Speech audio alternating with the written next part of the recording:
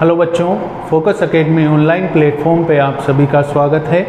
जैसा कि कल खबर मिली कि 10th और 12th बोर्ड के जो एग्ज़ाम्स हैं वो सरकार के द्वारा रद्द कर दिए गए हैं।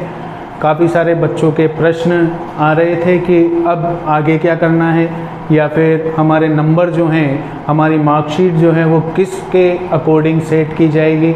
हमारे इंटरनल जो टेट्स हैं अगर उनमें हमारे नंबर सही नहीं हैं तो क्या उसका असर आपके मार्कशीट पर पड़ेगा।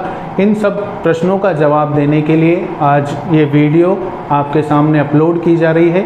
तो सबसे जो कॉमन सवाल ये रहा कि अधिकांश बच्चों का कि जब बाद में जब मार्कशीट बनाई जाएंगी तो क्या किसी बच्चे को फेल भी किया जा सकता है। तो ऐसा कुछ भी नहीं होगा, हर बच्चे को पास किया जाएगा। आप ऑफिशियली अगली क्लास में आप प्रमोट हो चुके हैं।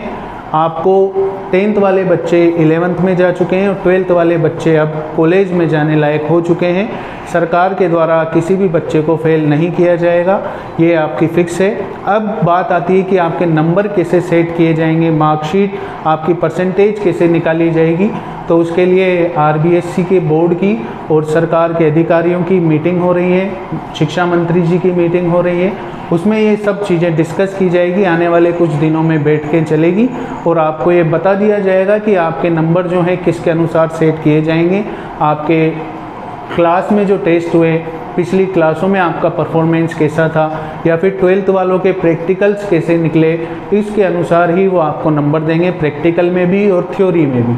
तो उसके अनुसार पूरी आपकी मार्कशीट बनाई जाएगी।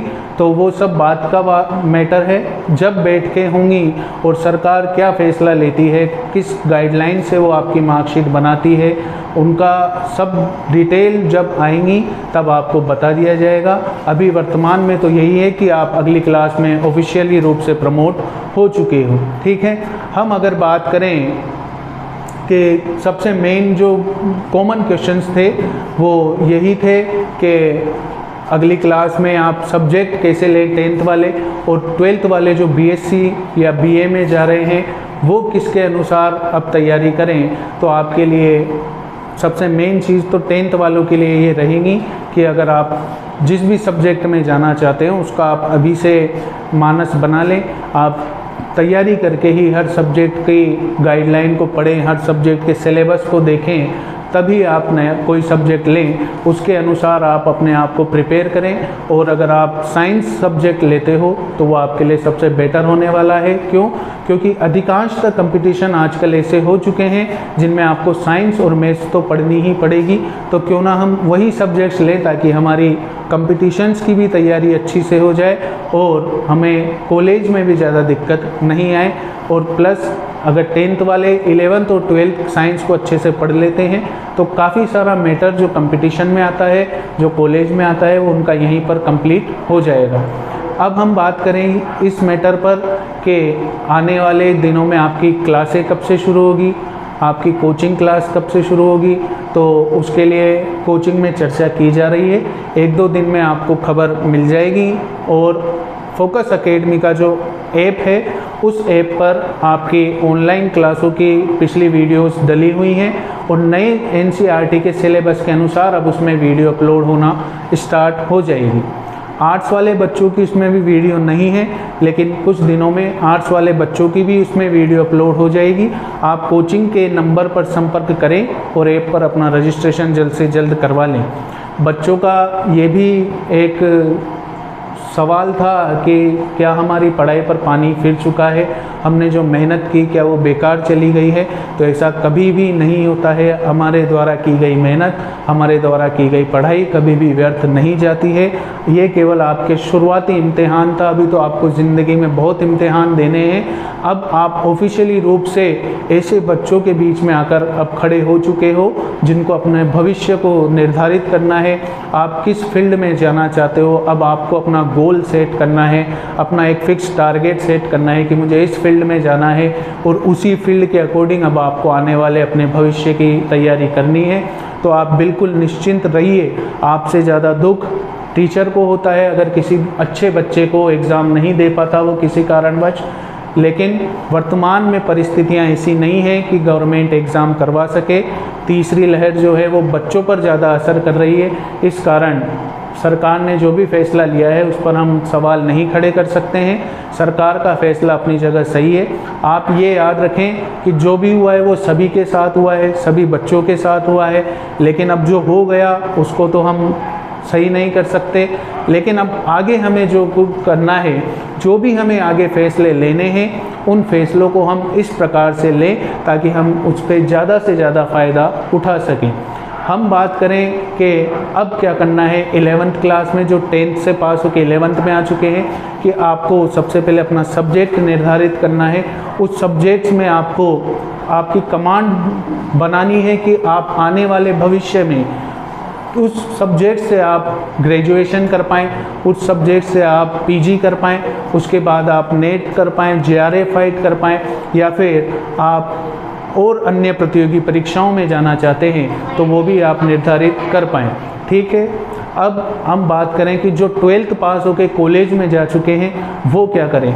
देखो बच्चों, सबसे मेन बात ये होती है कि 12th के बाद अब आपको अपना करियर डिसाइड करना है। और जो बच्चे सिविल सेवाओं में जाना चाहते हैं, आईएएस की तैयारी करना चाहते हैं, आरएस की तैयारी करना चाहते हैं, ये उनके लिए एक परफेक्ट समय है अपनी तैयारी शुरू करने का। आईएएस और आरएस दोनों के लिए आपको ग्रेजुएशन पूरी करना आवश्यक है, तभी आप उसका पेपर दे सकते हैं। तो आपके पास ग्रेजुएशन के 3 साल हैं। इन 3 सालों में आप धीरे धीरे अगर अपनी तैयारी शुरू कर देते हैं अभी से, तो आप 3 साल के बाद एकदम परफेक्ट हो जाओगे और आप फर्स्ट अटेम्प्ट में ही उन परीक्षाओं में सफल हो सकते हो। आपको फ़िलहाल ये करना है कि अपने माइंड को थोड़ा सा रिलैक्स करना है। आप इतने समय से तैयारी करते हुए आ रहे हो, लेकिन आपको अपना वो रूटीन नहीं टूटने देना है। जो 5 से 6 घंटे डेली स्टडी का आपका रूटीन था उसको टूटने नहीं देना है। वो रूटीन आपके भविष्य में बहुत काम आएगा। फ़िलहाल आप अपने माइंड को रिफ़्रेश करने के लिए थोड़े बहुत नॉवेल्स पढ़ सकते हो, या फिर हमारे देश में वर्तमान में जो समस्याएं चल रही हैं, वर्तमान में जो मुद्दे चल रहे हैं, आप उनकी थोड़ा सा न्यूज़पेपर से, टेलीविज़न से, या फिर किसी आर्टिकल से, गूगल पर आपको कई सारे आर्टिकल्स मिल जाएंगे। देश दुनिया के जो भी मुद्दे हैं आप उनकी हल्की हल्की जानकारी लीजिए, उनको समझिए। आप अपनी जितनी समझ व्यवहारिक ज्ञान की विकसित करेंगे उतना ही आपको कंपटीशंस में फ़ायदा मिलेगा और आने वाले भविष्य में आप अच्छे से अच्छी जॉब ले पाओ। इसके लिए ये सब चीज़ें आपके लिए बहुत काम आएंगी। अब हम बात करें साइंस सब्जेक्ट की, तो साइंस सब्जेक्ट वाले ये करें कि जो बच्चे 11th में साइंस ले रहे हैं वो ये याद रखें कि 11th और 12th ये वो बेस है जो आने वाले भविष्य की साइंस फैकल्टी में आपको सबसे ज़्यादा मदद देगा। अगर आपकी 11th और 12th के बेसिक्स क्लियर हैं तो आपको बीएससी में ना ही किसी कंपटीशन में ज़्यादा परेशानी होगी। 11th और 12th की जो आपकी मैथ्स है, साइंस, फिजिक्स, केमिस्ट्री, बायोलॉजी जो भी है वो आपके 10th से बिल्कुल अलग है। आपको नई नई चीज़ें देखने को मिलेंगी। आपको उनका सामना कैसा करना है, उनको सोल्व क्वेश्चन कैसे करने हैं, ऑब्जेक्टिव क्वेश्चंस कैसे सोल्व करने हैं, आप उनसे आईआईटी और नीट की कैसे तैयारी कर सकते हो, ये सब चीज़ें आपको देखने को मिलेंगी। तो आप अभी से अपने आप को उन सब के लिए तैयार करें और ये याद रखें कि कोई भी एग्ज़ाम आपका आखिरी नहीं होता। ये एग्ज़ाम आपका कैंसिल हो गया कोई बात नहीं, लेकिन अगर आपने पढ़ाई की है तो आपके अंदर वो कॉन्फिडेंस है अभी भी कि कल भी अगर आपका पेपर हो जाए तो आप उसमें अच्छे स्कोर कर सकते हो। लेकिन वर्तमान में तो एक तरीके से ये शुभकामनाएं भी हैं और थोड़ी सी दुख की भी बात है कि आप बिना परीक्षा दिए अगली क्लास में जा रहे हो। तो जिन बच्चों ने मेहनत की थी, जिन बच्चों ने पढ़ाई की थी, जो बच्चे दुनिया के सामने अपने आप को साबित करना चाहते थे, उनके लिए थोड़ा सा दुख की बात है। लेकिन अब दुख करने से कुछ नहीं होता है। अब जो हो गया सो हो गया। आगे आने वाले भविष्य में आपको अब अपने आप को और श्रेष्ठ बनाना है। जो बच्चे 10th से पास हो रहे हैं, 11th में जा चुके हैं, अब वो 12th में अपने आप को साबित करके दिखाएं। अभी से 12th की तैयारी शुरू कर दें ताकि जब आप 12th क्लास के पेपर दें तो आप अभी की जो कसर है उसको वहाँ पूरी कर सकें। और 12th के बच्चे ये करें कि आप बीएससी या बीए जिसमें भी आप जा रहे हो उसमें आप अच्छे से कमर कस के अपनी तैयारी करें और जैसे ही आपकी ग्रेजुएशन पूरी हो आप अपनी जॉब को हासिल कर पाएँ। ठीक है, इसी के साथ मैं अभी तो आपसे विदा लेता हूँ। आप ये करें कि फोकस एकेडमी ऐप को डाउनलोड करें, चैनल को सब्सक्राइब करें, कमेंट शेयर लाइक करें और जल्द से जल्द जो भी बच्चा फोकस एकेडमी ऐप से जुड़ना चाहता हो वो दिए हुए नंबर पर संपर्क करें और अपना रजिस्ट्रेशन करवा लें।